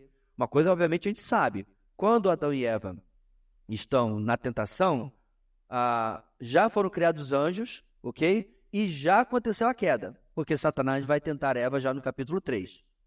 A gente não sabe quanto tempo passou, mas provavelmente não muito tempo, e lá já está Satanás tentando Eva. Pode ter sido tipo 10 minutos antes da queda? Pode. Pode ter sido 10 anos antes, pode ter sido 100 anos antes, pode ter sido 1 milhão de anos antes. Nós não temos absolutamente nenhuma sustentação bíblica para afirmar nenhuma coisa nem outra. Ok? Segunda pergunta. De onde que surgiu essa ideia de anjo da guarda? Que tanto é falado, se é uma coisa muito mais católica ou se é de outra origem. É uma doutrina católica que é baseado, ao meu ver, apenas em 2 textos, né? Um que eu não estou lembrando agora exatamente onde está, que fala sobre os anjos. Não é esse não. Bem, talvez eles usem esse aí também, mas não me lembro de ter sido mencionado. Mas fala dos anjos das crianças, uma coisa assim, os seus anjos estão sempre diante do Senhor, algo assim. Outra mais interessante é quando o Pedro aparece na casa da mãe de João Marcos, depois de ser libertado da prisão. Lembra? A igreja estava reunida na casa da mãe de João Marcos, e aí toca a campainha, não tinha campainha na época, batem na porta, e aí eles vão atender. É uma moça, né, uma menina que vai atender, e diz assim, é Pedro. Aí o que diz o texto? Eles entenderam que era o seu anjo. Agora lembra, meus irmãos, a palavra angelos significa o quê? Mensageiro. Então vamos tentar traduzir em lugar de transliterar, que é quase uma transliteração de angelos para anjo. A moça foi à porta e disse, é Pedro. Entenderam que era o seu mensageiro. É muito mais fácil você interpretar de uma forma mais simples do que tentar figurar, né? Figurada. Então, ao meu ver, eles entenderam que quando a moça disse é Pedro, era o mensageiro de Pedro mandando algum pedido de alguma coisa, né? Manda um pão, manda comida que eu estou aqui na prisão. Ele estava preso, irmãos, mas a pessoa não era cruel. Se ele pedisse ao guarda, eu queria mandar uma mensagem para os meus amigos, para a minha família. Pois não, escreve aqui que a gente vai mandar uma mensagem. Tudo bem. Ninguém ficava sob tortura, pendurado pelos pés e pelas mãos, entendeu? Não, tranquilo. E poderia ser simplesmente isso. Mas, qual a ideia? Que não apenas existe anjo da guarda, mas ele se parece com você. Já viram como você... Aí, mas olha só como... Lembra que eu falei do que vem dos mitos, da mitologia popular? Quando você assistia desenho quando era criança, certo? E aparecia o anjinho para evitar que a pessoa fizesse o mal. O anjinho parecia com quem? Com a própria pessoa. É ou não é? Engraçado que o demônio também, né? Então também tem o demônio da guarda. Deus me livre. Está amarrado, vai para lá. Né? Por quê? É a crendice popular. A doutrina existe, o pessoal vai começando a puxar o fio e acaba inventando coisas que não tem nada a ver, né? Pelo menos seria um anjo bonito, mas tudo bem. O ponto é que não tem base bíblica nenhuma, anjo da guarda. Anjos, sim, nos guardam, com certeza. Mas que se tem com uma missão específica para o Tiago Melo, não necessariamente, né? Eles são simplesmente enviados pelo Senhor quando há necessidade de nos proteger de alguma maneira. Do Tiago para o outro Tiago. Não, então, peraí, Tiago, já está o microfone aqui com o Marcelo. Vai, Marcelo. Enquanto vocês estavam falando, eu fiquei pensando aqui. Eu gostaria que o senhor falasse sobre essa questão de conjecturar. Até que ponto nós, como cristãos, devemos agir dessa forma, quanto devemos proteger nossa mente dessas dúvidas. Por quê? Existem irmãos mais estudados na palavra, existem irmãos fracos na fé. Então, eu sei que a gente está aqui estudando, está tentando aprender, querendo aprender e com base bíblica completamente correta. Porém, eu ouvindo tudo isso agora pela manhã, eu fiquei pensando, né? Quando alguém perguntava sobre Deus, quem é você? Ele diga que eu sou. Simples, eu sou, ponto. Ele não explicou mais nada sobre isso. Aí a gente vai para o Novo Testamento, fala que a nossa mente é limitada. Nossa mente é limitada e há coisas que Deus não vai nos revelar. Então, diante disso, eu lhe pergunto e peço que o senhor discorra. Quais são os limites da conjectura? Os limites disso e até que ponto nós podemos ficar... Conjecturação, conjecturamento. Tocando nesse assunto, porque traz tantas dúvidas, pastor. Cadê o Cleiton para ajudar a gente com o português? É a palavra correta. Porque traz tantas dúvidas que, às vezes, até para o crente novo, aí eu trago, né, uma questão para nós como família, crente novo, ele vai entrar na loucura de pensamento que pode até se perder. É uma pergunta pertinente, irmãos, até em respeito aos irmãos mais novos da fé. Qual é um limite claro da conjectura? A heresia. Quando você começa a viajar na maionese, começa a entrar em terreno que contradiz as escrituras, por exemplo, Deus é homem e mulher. Voadora no peito, não. De jeito nenhum. Em nenhum lugar nas escrituras Deus se apresenta no gênero feminino. É claro que ele não é homem, né? Mas eles abriram o gênero masculino, então vamos ficar com isso aí. Então, esse tipo de conjectura complica, né? Que mais que a gente pode conjecturar que acaba...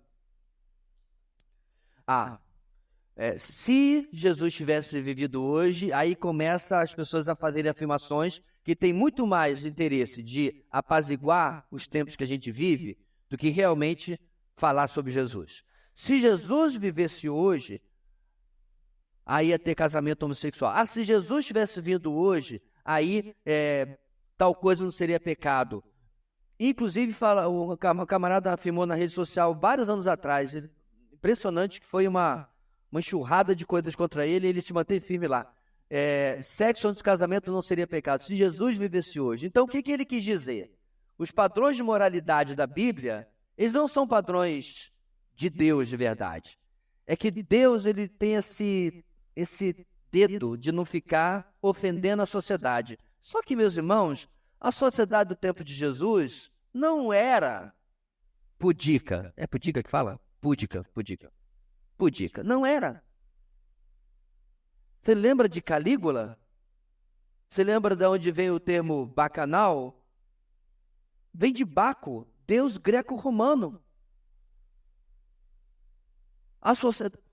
Lembra de corintiar? Que não é torcer para Corinthians, né? Como era chamado alguém imoral? Porque a cidade de Corinto, era uma cidade imoral. Então, peraí, a quem que Deus estava agradando quando coloca a moral cristã lá em cima? Não era a sociedade do primeiro século de jeito nenhum. A sociedade, meus irmãos, jamais foi moral. Sodoma e Gomorra, lá atrás, 2000 anos antes, praticamente, de Cristo. Lembra como é que eles pediram a Ló, ou exigiram, melhor dizendo, Quem são esses 2 visitantes que estão aí? Mande-os para fora, para que a gente possa comer um churrasco com ele, dar boas-vindas à nossa cidade. É isso que está no texto? Não, para que nós possamos abusar deles. Tão boazinha que era essa cidade. Então, meus irmãos, via de regra, a moralidade do mundo sem Deus é de mal a pior. Até em culturas mais antigas, mais tradicionais, como por exemplo a cultura japonesa, ou você está esquecendo das geishas. Não tem para onde correr, meus irmãos. A imoralidade, a falta de ética, ela permeia as sociedades em todos os tempos. Então Deus não quis apenas agradar a sociedade da época, quando colocou, muito pelo contrário, a igreja do primeiro século estava andando na contramão da sociedade da época. Bem, então, quando você começa a conjecturar coisas que inventa contrário à palavra de Deus de forma alguma, você pode conjecturar coisas que sejam inofensivas à doutrina? Sim, desde que saibamos, irmãos, que são conjecturas. Eu vou dar uma conjectura que eu penso que é plausível, mas não mato e morro por isso, certo? Nós sabemos que vai haver graduação no céu, irmão, sim ou não? Sim. Jesus fala do maior do reino dos céus, o menor do reino dos céus, certo? Então, galardões, não temos ideia de como vai ser, ok? Às vezes a gente vai se surpreender, talvez você ache assim, fulano de tal, nossa, vai ser rico no céu. Vai ser comandante no céu, vai ser prefeito do céu, sei lá. Porque você tem aquela visão. Quando chegar lá, de repente, a gente vai se surpreender, né? Eu acho, irmãos, vai ter muita gente anônima, que a gente nunca viu na história do cristianismo, né? Da história da igreja, mas que serviu a Deus de maneira muito mais intensa, profunda e tudo mais do que a gente pensa. Bem, então vai ter graduação no céu. Ao meu ver, é lógico entender que também vai ter graduação no inferno. Por quê?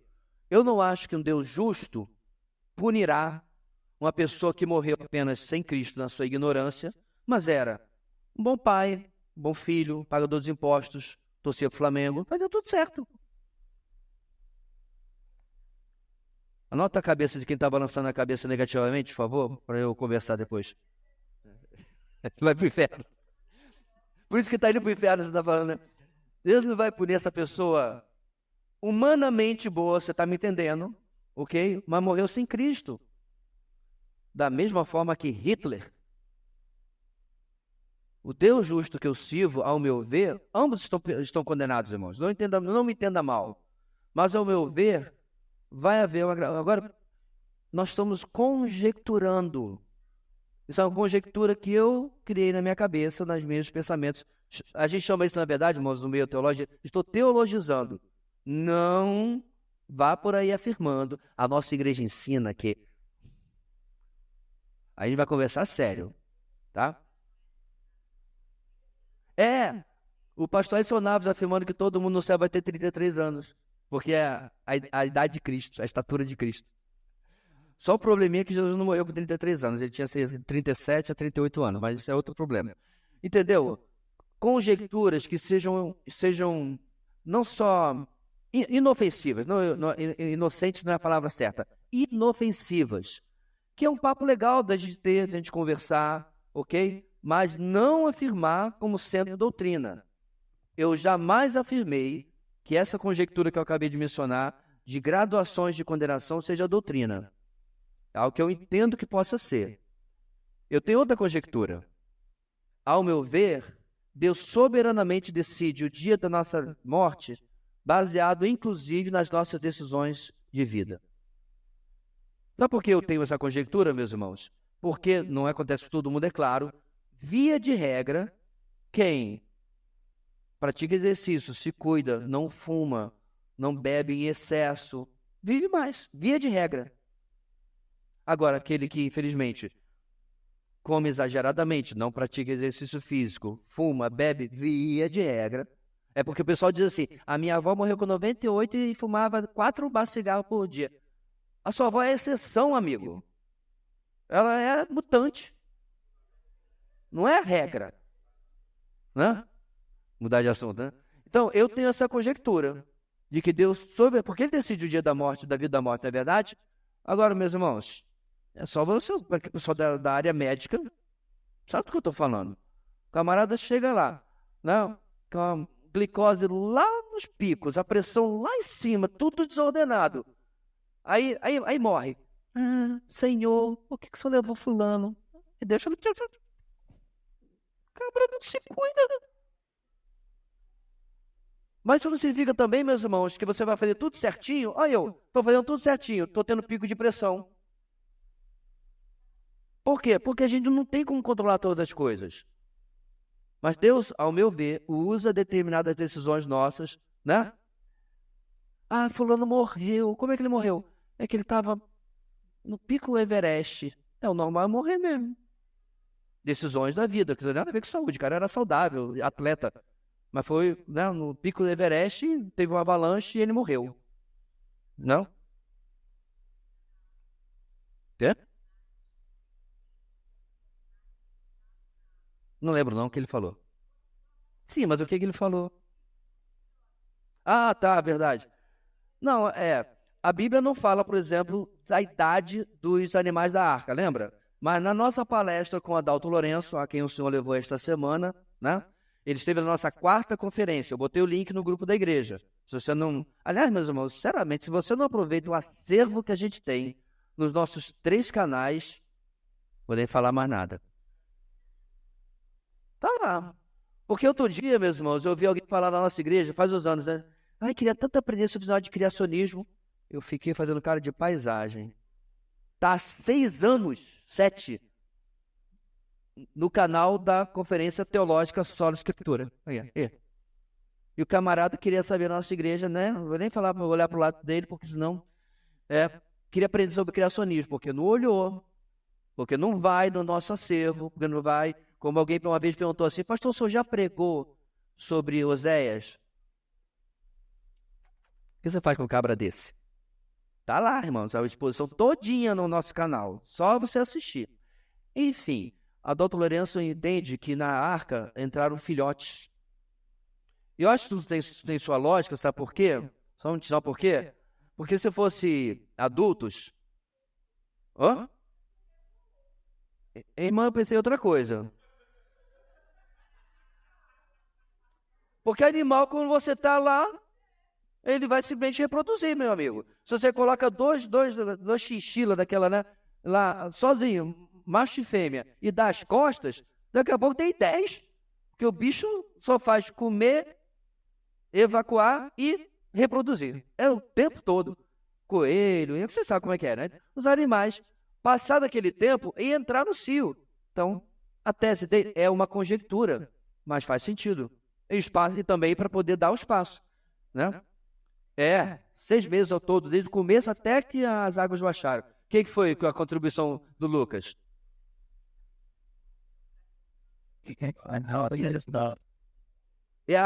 O Adalto, né? O Adalto está tirando a dúvida agora, irmãos, né? Na presença do Senhor.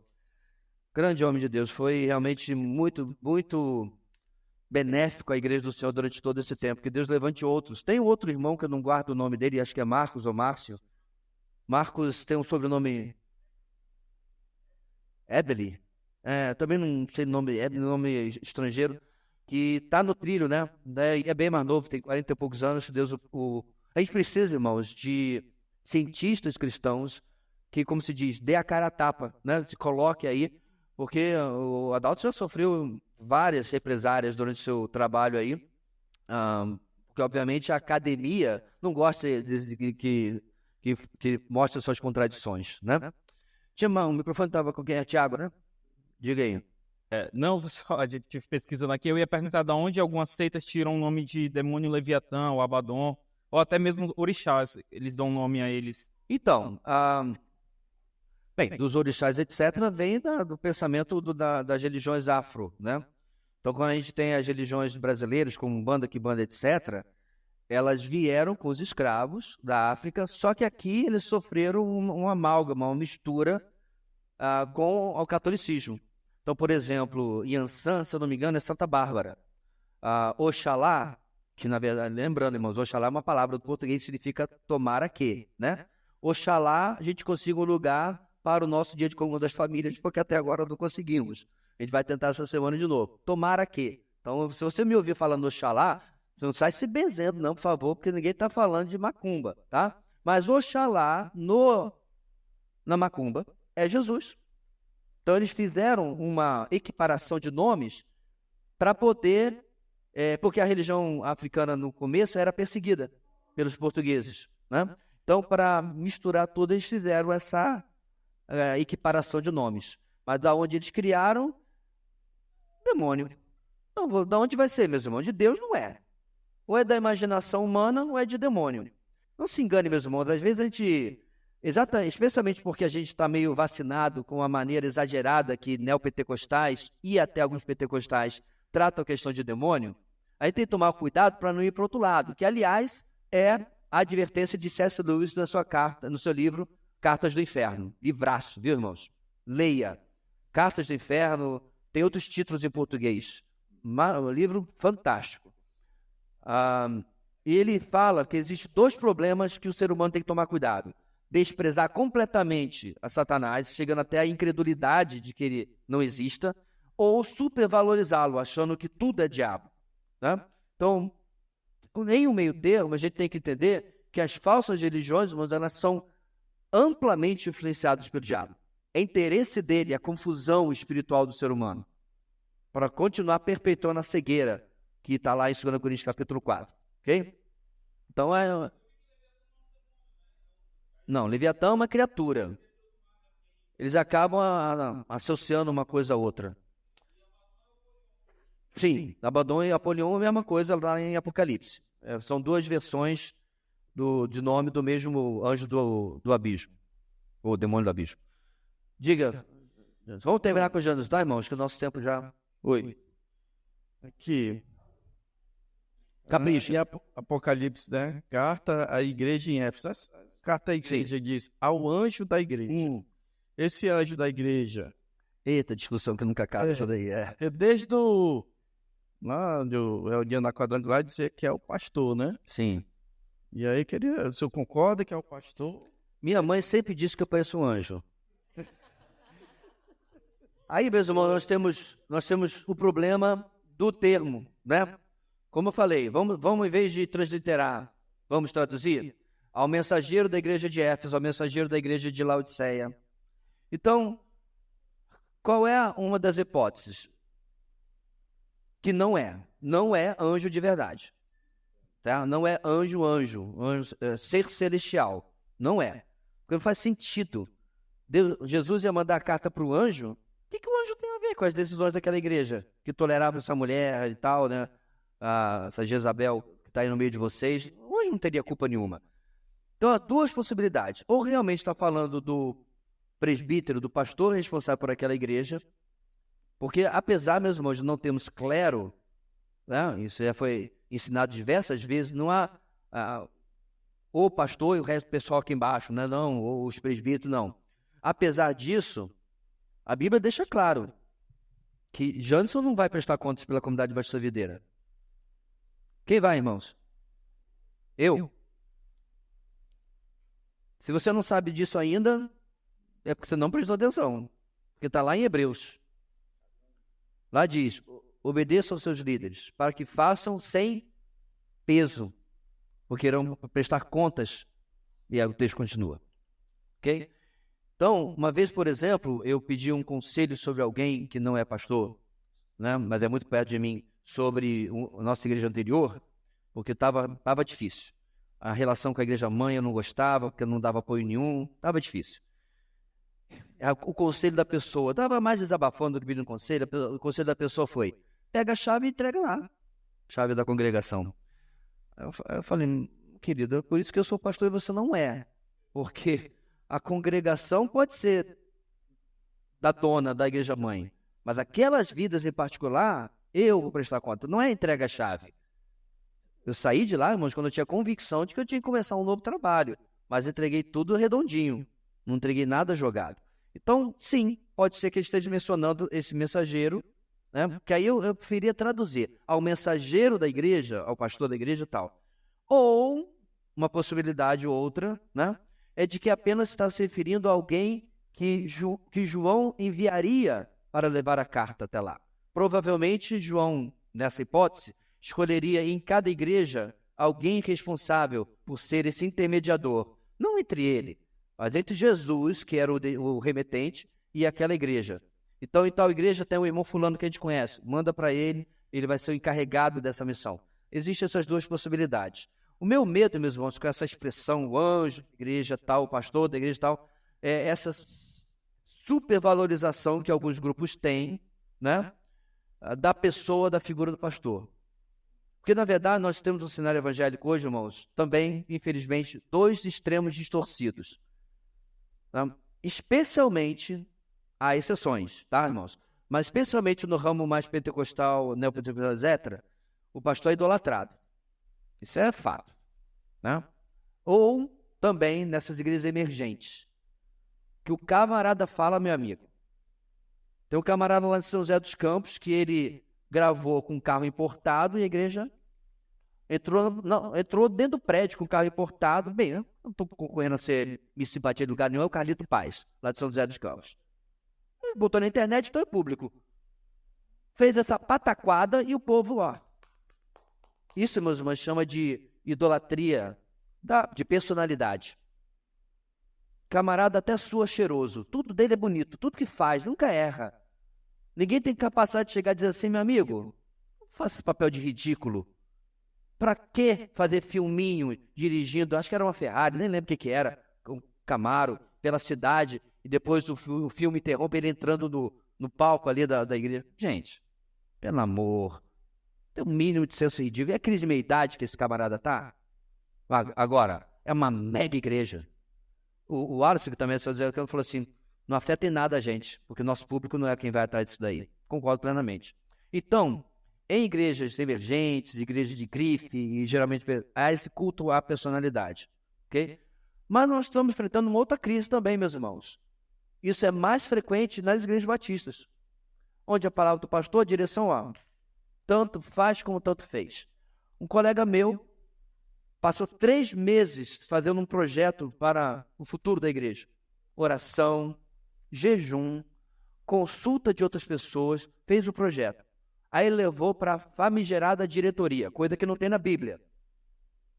Me mostra na Bíblia, onde diretoria dirige igreja, lidera igreja.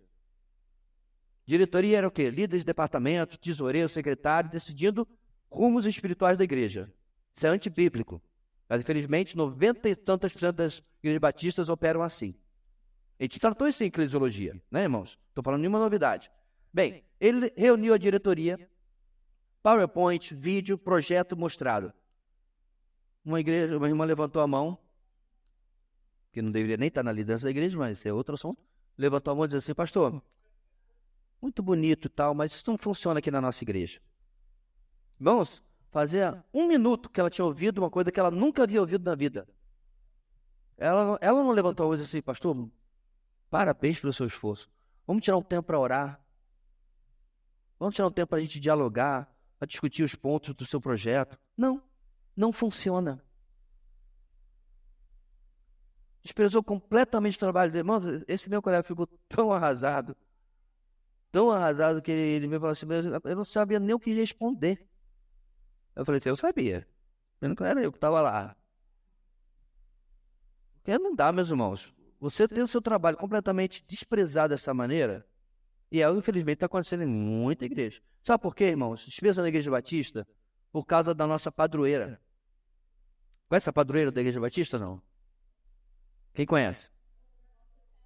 Nossa Senhora da Democracia. A democracia deve existir, sem dúvida nenhuma. O problema é que em muita igreja batista, o pastor não consegue fazer absolutamente nada, irmãos, se a congregação não votar. Existem igrejas batistas que votam até a agenda da pregação. Na minha, onde eu cresci, a congregação decidiu bater o martelo que lá tinha culto da manhã e da noite, né? O culto da noite seria um culto evangelístico. Se o pastor queria falar sobre perdão, se o pastor queria falar sobre a suficiência das escrituras, não importa, não podia. Tinha que ser um culto evangelístico. Irmãos, quantas vezes você tem naquela igreja? Não tinha um único visitante. E o pobre do pastor Tonino tendo que obedecer ao que foi decidido em assembleia. Vocês me perdoem, meus irmãos, mas no dia que essa igreja tivesse essa mesma postura, eu espero que nunca, é por esta porta que eu saio. Porque, irmão, eu não prego qualquer coisa e nem decidindo de maneira fútil. Mas eu espero pregar aquilo que o Senhor tem me dirigido para pregar, e não que a congregação vai decidir o que eu vou pregar. E congregação, meus irmãos, que diz para o pastor que o pastor não pode pregar. Assim tem acontecido. Então, há essas duas distorções, né? E, em parte, uma má compreensão do que é realmente o papel de liderança pastoral numa igreja. Então, voltando, só para fechar, né? É difícil você decidir exatamente o que João está falando aí no capítulo 2 e 3. Não, mas eu prefiro que vocês...